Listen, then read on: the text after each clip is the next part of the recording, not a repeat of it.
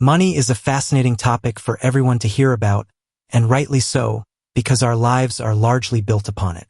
In the past, to buy or sell, a person needed to have what is called tangible money, or another physical exchange to get what they needed.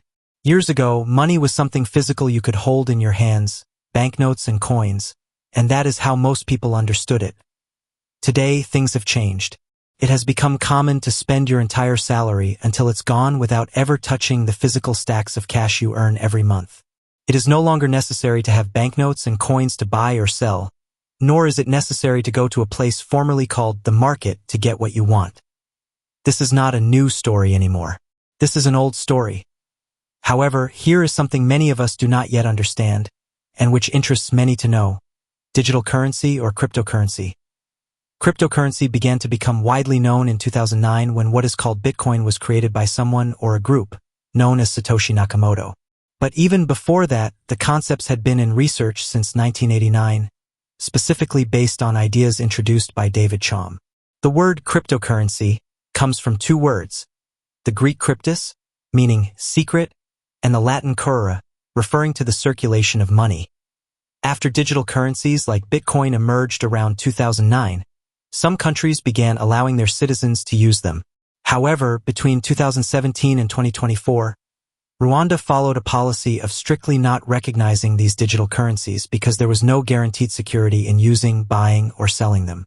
While others around the world were experiencing heart attacks due to the extreme rises and crashes of platforms like FTX and the high volatility of Bitcoin, the National Bank of Rwanda, BNR, maintained a strong wall, constantly warning the public that digital assets were unregulated, high risk, and lacked any government protection.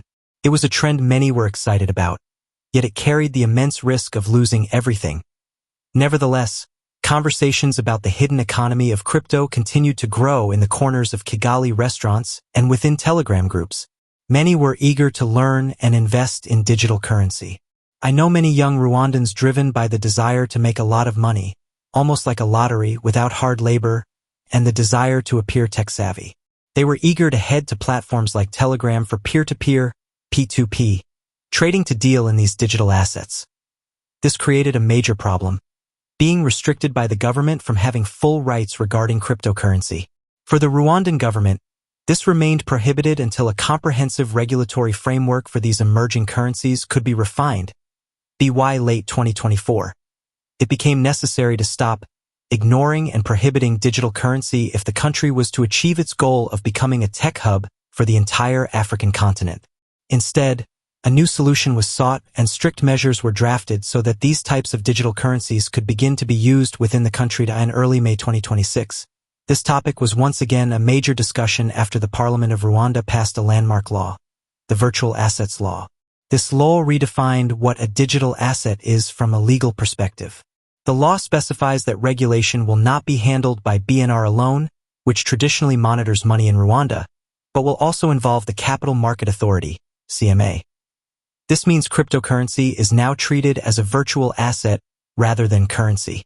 The government has indicated that it views Bitcoin, Ethereum, and other tokens as investment products similar to stocks or bonds, rather than as a replacement for the Rwandan franc, RWF. According to this new law, it is illegal to buy, sell, or store digital assets without a license from the CMA. This will reduce the chaos that can occur in crypto-based trade and prevent it from devaluing the traditional Rwandan currency. To be granted a license as a virtual asset service provider, VASP, a provider must demonstrate the following: financial capability. They must have sufficient reserve funds in Rwandan banks. Anti-money laundering, AML service providers must implement reliable Know Your Customer, KYC regulations, just like traditional banks. Cybersecurity standards. They must pass audits conducted by the Rwanda Information Society Authority, RISA, to ensure their customers' digital wallets are secure from hackers. The world of digital currency is full of scammers. This law exists so that if Rwanda allows these digital currencies to be used, there is enough security to protect the ordinary citizen from the risk of being defrauded, as often happens elsewhere. In 2023 and 2024, there were many famous cases in Rwanda where people were swindled of all their money through global crypto pools that promised 20% weekly returns. RIB, Rwanda Investigation Bureau, and the police could not track them because the activity itself was unrecognized by law. It was happening in the dark. The new law imposes heavy penalties on anyone who commits crimes within this new business framework. By creating a list of whitelist exchanges, citizens will have reliable security. Why is this only being legalized in Rwanda now, when it has become common in many other countries? The Vision 2050 of Rwanda and the Kigali Innovation City project are built on the idea that Rwanda must be a destination for tech talent worldwide. Many new fintech companies, those working on blockchain for trade, real estate, and cross-border payment services, were hesitant to establish branches in a country where their technology was prohibited. By recognizing digital assets in May 2026, Rwanda sent a message to global investors: we are ready for business, but we are also a country of laws. Headquarters in Africa at AS, we conclude the first part of this discussion.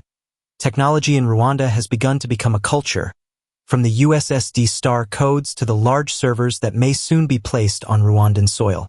As BNR and the CMA began issuing the first licenses in mid-2026, the doors opened for another major event: the government's own entry into technology through the e-franc. As it becomes normal for citizens to use digital currency, Rwanda will appear to be moving out of an age of darkness and entering an age of light, shining toward a bright future for all Rwandans. However, this will only be achieved if we, as Rwandans, learn and understand more about modern technology.